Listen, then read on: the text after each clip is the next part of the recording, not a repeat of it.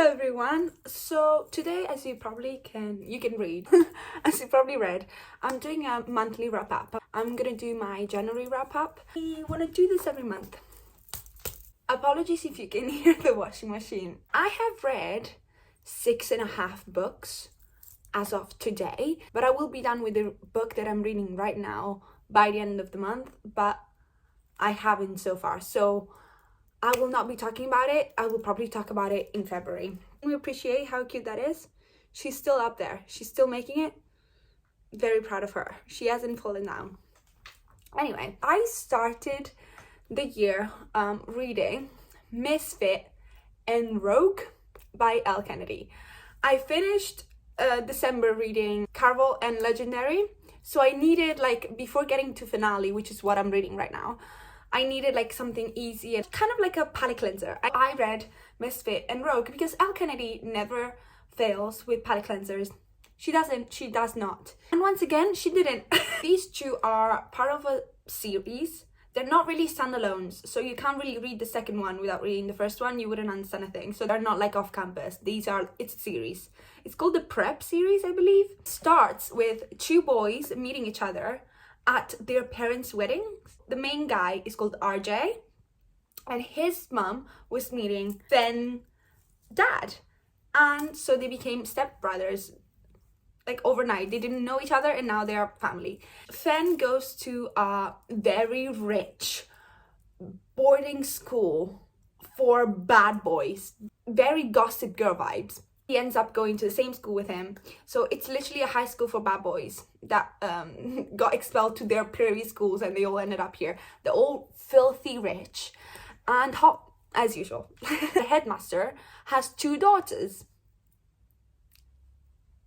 Put two and two together, yes. They are literally the only girls around. They don't go to that school, but obviously they're around a lot because they live quite close, because they're literally the daughter of the headmaster. The two books talk about the two different love story between the two sisters and these two like stepbrothers.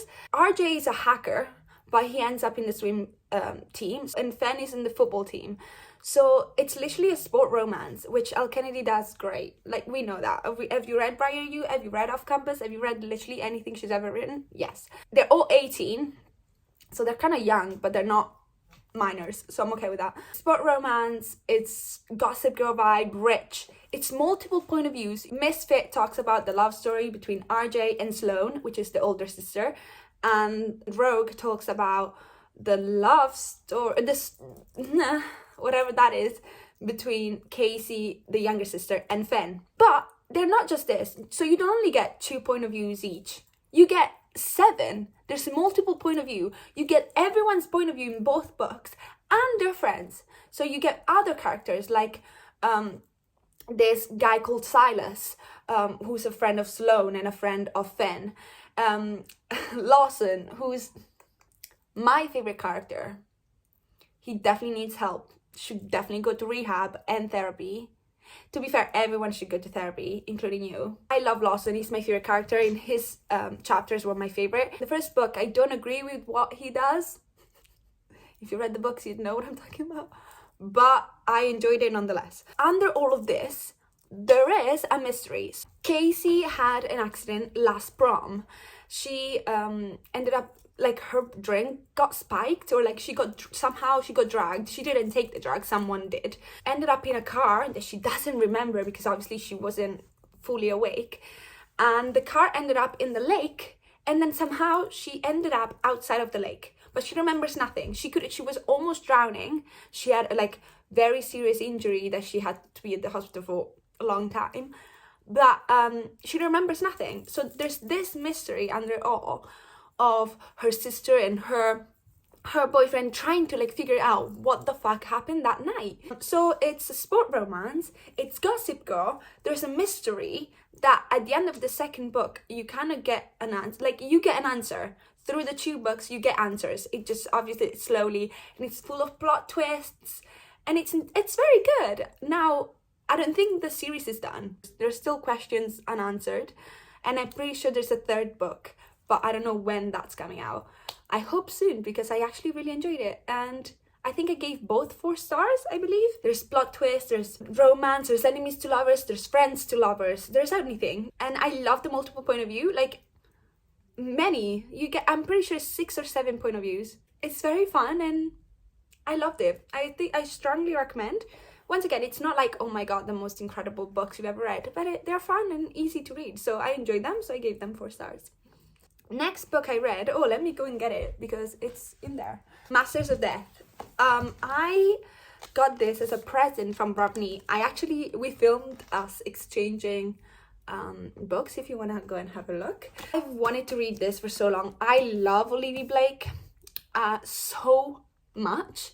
Bottom shelf, it's only her books and they're all so stunning. So I recommend actually the actual books because let me show you. Can you have a... Oh, are you kidding me? These are all the characters, all the main characters. I didn't know anything about this book. It was not what I expected, but it was great. I loved it. This was a 5-star read for sure for me. Like, not even a doubt. So the main characters of this book, let me show you them because you have... This guy is the godson of death. That already is enough for me. I was like, sold. Sold. The godson of death. His name is Fox. He is a demigod who looks like Jax. Look, he's got apples as well. Tell me it's not Jax. Called Brunt. This is an angel called Myra. That's a reaper called Hal. And that's Death, of course. And then let me show you the other 3. Because I feel like introducing the characters just sells the book. It's enough. This is a ghost called Tom Parker. This is Viola, she's a vampire, and this is a badass. She's a demon. So the story is, Viola is a vampire and she needs to sell a house, but she can't sell this house because there is a ghost, Tom, that wouldn't leave the fucking house, and it's making it very difficult for her to sell the house. So she needs help. So she heard about this man called Fox, that he can speak to the dead. So, and he can contact death or whatever. So she's like, oh, let's go and see him. Maybe he can help. So they go and they found out that he's actually the godson of death. He's not just like a medium. He's a godson of death. He can always contact death because he's literally his godfather.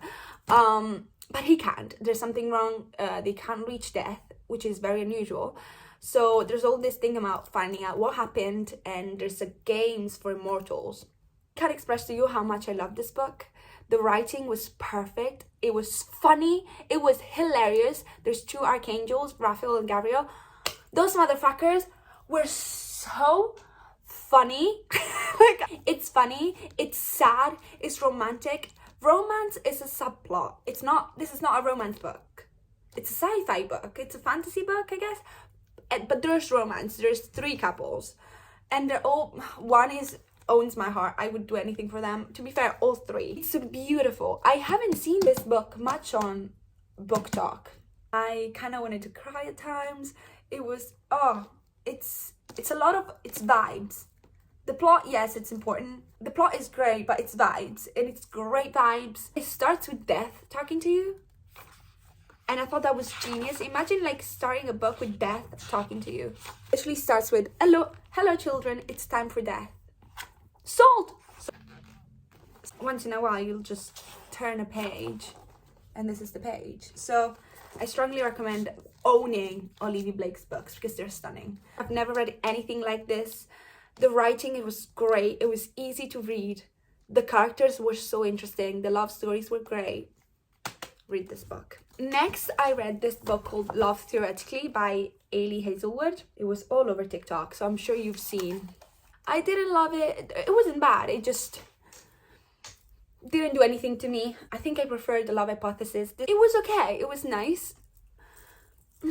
I didn't love her. The main girl, the female main character, I didn't love her. Cringy, quirky. If you don't know, Ali Hazelwood always writes like women in STEM romance books. They're all like rom-coms, romance, like easy reads, you know. The whole book is from her point of view. It's not dual point of view. You only get the point of view of her. So it's in first person.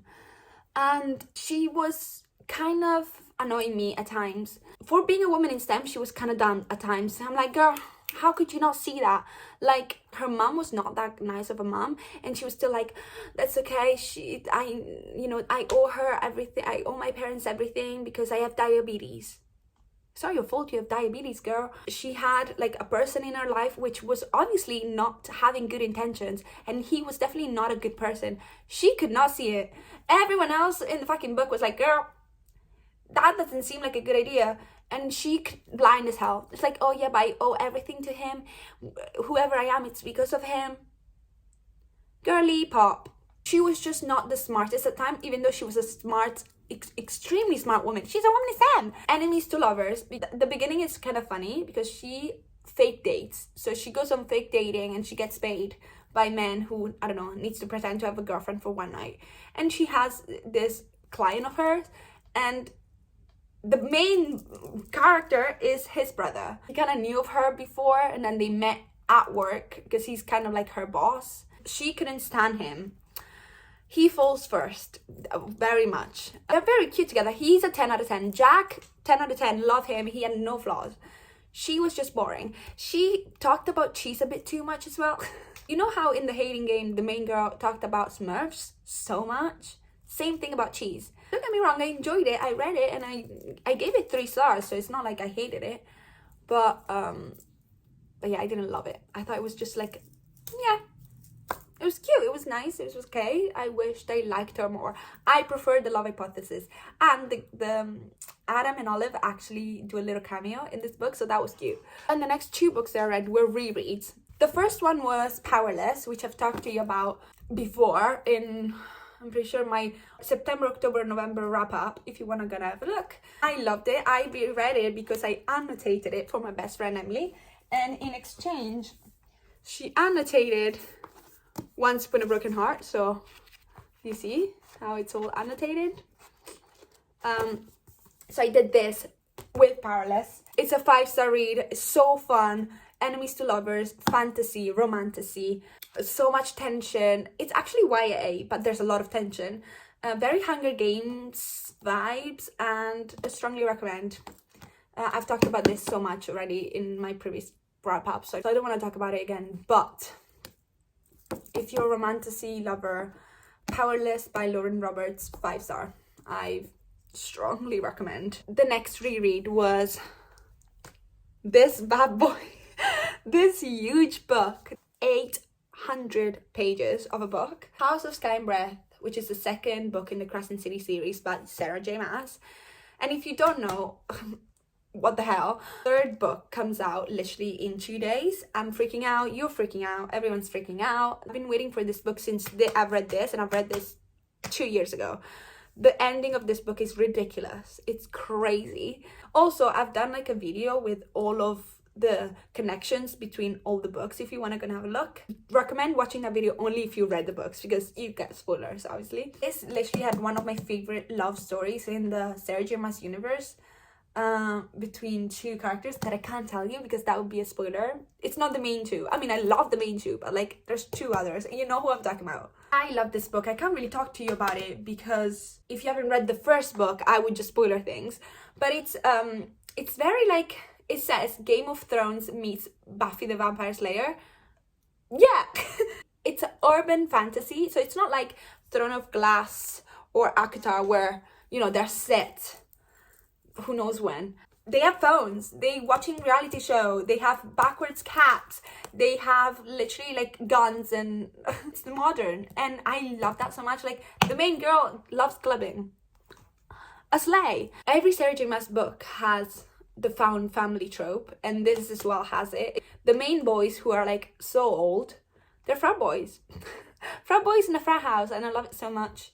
I strongly recommend the series. I strongly recommend everything Sarah J. Maas has ever written. If you want a crazy cliffhanger, read this book. It's been 2 years of me reading the end of this book, and it was insane. So I needed to reread it to get ready for the next book, which literally comes out in 2 days. Thank you so much for watching this video. Let's cry together reading Crescent City 3. I'm probably gonna do a reading vlog for Crescent City 3 because I hope you have a great day or great night or I don't know, whatever. If you want any of my social media, my Amazon wishlist, Amazon storefront, and everything else is in my bio. Subscribe and like this video, maybe, if you feel like it. And I love you. Have a great day. Ciao!